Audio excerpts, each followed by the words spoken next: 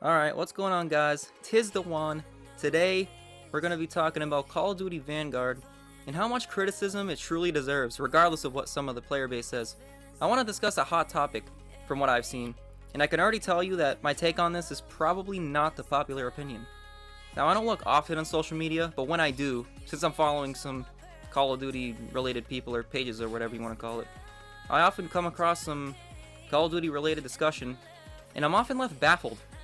Sometimes I feel like I'm Captain America, just passing out in the 40s during World War II, and then I wake up in modern times, and I'm just like, what is going on here? What is the deal here? So, I could go on and on about the stupidity I've witnessed by, sadly, many verified people, or accounts or whatever, think because they get that blue check mark by their names, they think they know everything, but I can't even be bothered to get into all this. It's a whole other ball of wax. Anyway, this is about what I've seen and heard from the Call of Duty community surrounding Vanguard.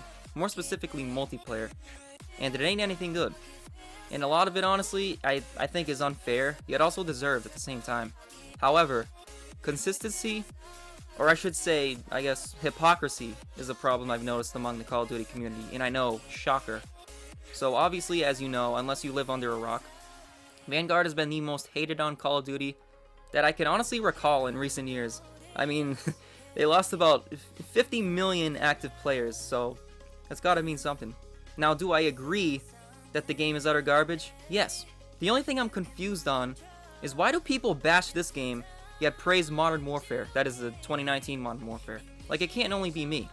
Now, I haven't played a ton of Vanguard. Like, I never at any point was playing every day, grinding the game. Like, I don't even have it downloaded anymore. I deleted it months ago. But I played it enough to gain the recognition, the awareness, that I felt like I was just playing another Modern Warfare just in the World War II era. Like, I know I'm not crazy, I know it, but I also am aware that I'm apparently the minority in this discussion, which just blows my mind. But yeah, I mean, it's the same engine, or at least a very similar engine that Vanguard plays on, right? That's the first thing I felt while playing Vanguard, is it just felt very similar to Modern Warfare in terms of the feel, which is not a very good thing by any means.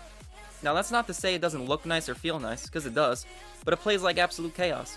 The maps are a dumpster fire, and the way they're built is built for being a statue, just not moving, and that's why ultimately I just couldn't take it anymore. Same thing with Modern Warfare with the footsteps and having to play campy. And I also would actually agree that the maps in Vanguard were slightly better than Modern Warfare's, although that isn't really saying much given how poorly made they really were in Modern Warfare. And the map issue has been a major problem for years now, since Call of Duty Ghosts, really. But Modern Warfare took it to a whole new level. And it is, to be really honest, disgraceful and inexcusable. Like, we're talking maps that are worse than Stonehaven from Ghosts, if any of you remember that map. I know it's been a while, but... So I'm not saying that Vanguard's maps were good by any means, but they were even slightly better than Modern Warfare's, and it seems like there's more of a variety. Even through one season or two of Vanguard versus Modern Warfare's full-on 6-season cycle. Now, that isn't even to mention the fact that there was way more content on Vanguard on release than there was in Modern Warfare. So I think that should be more appreciated, because that was a gripe with Modern Warfare and even Cold War from what I remember. And also the gunplay is very similar. I mean, you feel like you're playing hardcore on core. It's just the time to kill is so damn fast that half the time you can't even react. You just have to take it. And it's just the overall feeling of the game. Just feeling like there is no structure to the game. Again, absolute chaos. And the way the maps are similarly made. It's just undeniable to me to not see the identical qualities between Modern Warfare and Vanguard. That being said, what is the real root of the problem here with the player base? And the answer to that has been glaring, and an aspect of the game that is obvious, but honestly isn't really talked about enough for the lack of success thus far with Vanguard. It's more of a subconscious thing, and something I've heard a lot, and that is simply the World War II era. People just don't like it because it's not flashy or doesn't have bright or exciting colors that pop. Wow. Well, I got a newsflash for all of you who, quite frankly, have the balls to complain about this. Your beloved Modern Warfare has plenty of dull colors and plenty of maps. In fact, Infinity Ward has always had dull colors, which is the reason why many people favor Treyarch over them. Me personally, I don't really pay any mind to the looks or the colors. And honestly, how different really were the colors from Vanguard to Modern Warfare? From the time I played, which was more than enough, but not particularly long, for good reason, I can say that there was no big difference at all. Ultimately, I pay attention to how well the game plays, and with both of these games, as someone who's played the Call of Duty games in the franchise from its former glory days, I can confidently tell you that the multiplayer modes, at least, are simply not up to par, and that is putting it extremely lightly. So now that we've called out the BS on the color argument, let's move on to the I don't like this era, it's boring argument. But I can hardly say that's an argument for not liking the game. Now that would be a feasible argument if for not liking the game, but again, it's basically Modern Warfare in the World War II era. So the thing is, their whole gripe is with what colors they're seeing and what the weapons look like. Oh, they look weird. Why does it look like that? Who cares?